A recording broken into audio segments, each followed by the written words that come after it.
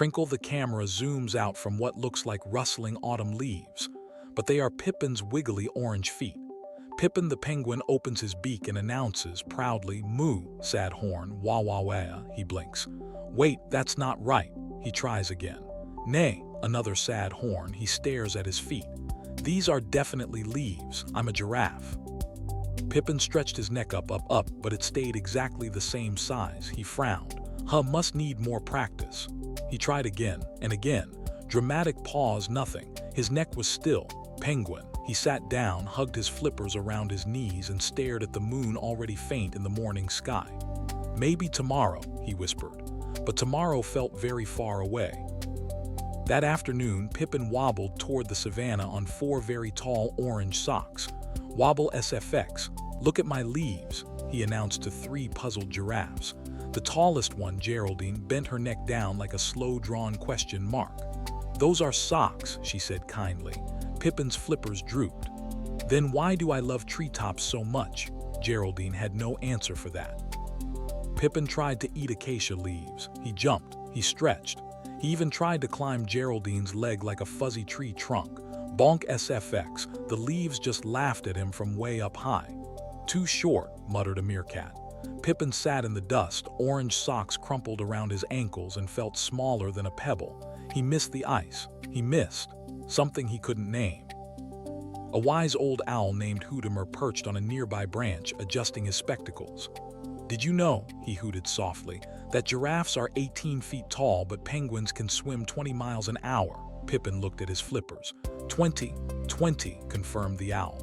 "Also, giraffes live in savannas. Penguins live where it's cold. You, my friend, are very lost." Pippin sighed. "I'm very bad at being a giraffe." Determined, Pippin built a stilt-neck contraption from driftwood and seaweed. Clatter SFX, it was magnificent. It was wobbly. It was immediately eaten by a confused elephant who thought it was a salad. Pippin watched his dream disappear into a trunk. Dramatic pause, then he laughed. A small, squeaky penguin laugh. It was the first time he'd laughed all day.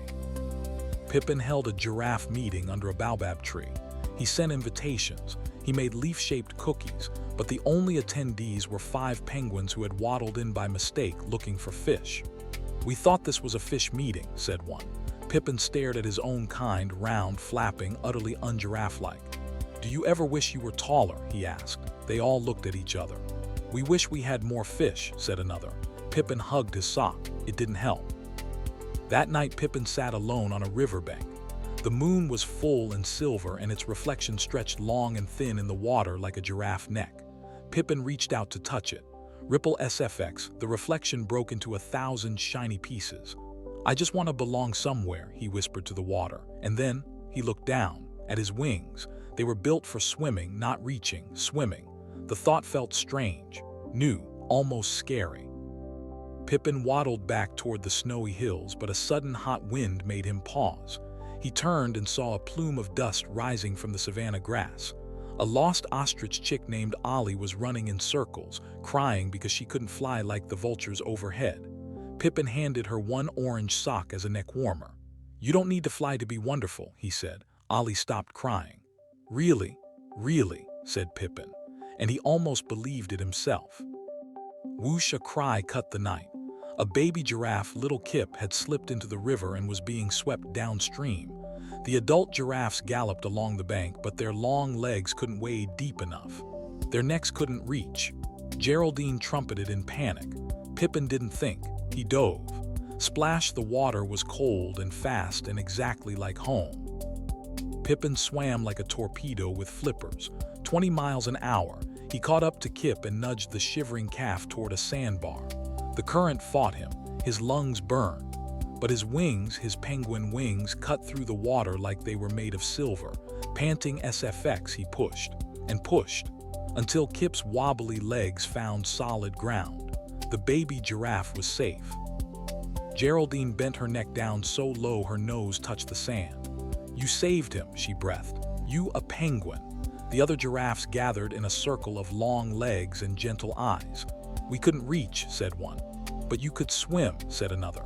Pippin dripped on the sandbar, shivering, and looked at his own body, short, round, soaked, wonderful.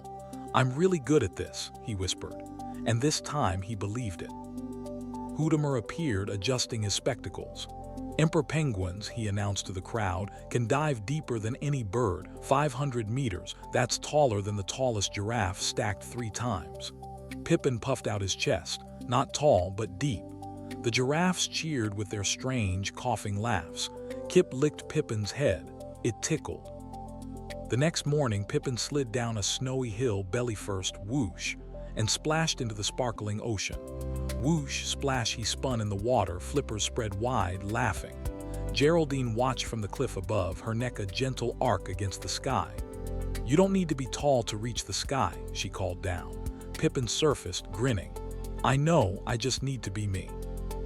Ollie the ostrich came to visit, wearing her orange sock like a proud scarf. She couldn't fly, but she could run faster than the wind. The two friends raced along the beach, Pippin belly sliding, Ollie sprinting, while Geraldine cheered from the cliffs. "Being different is fun," Ollie squawked. Pippin agreed. The waves clapped their foamy hands. Pippin kept his orange socks, though. He wore them as a hat.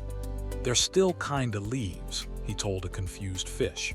Then he dove deeper than any giraffe could ever go, into the blue, blue dark, where the moon lives underwater. And he was exactly where he belonged. Gentle music fade the end.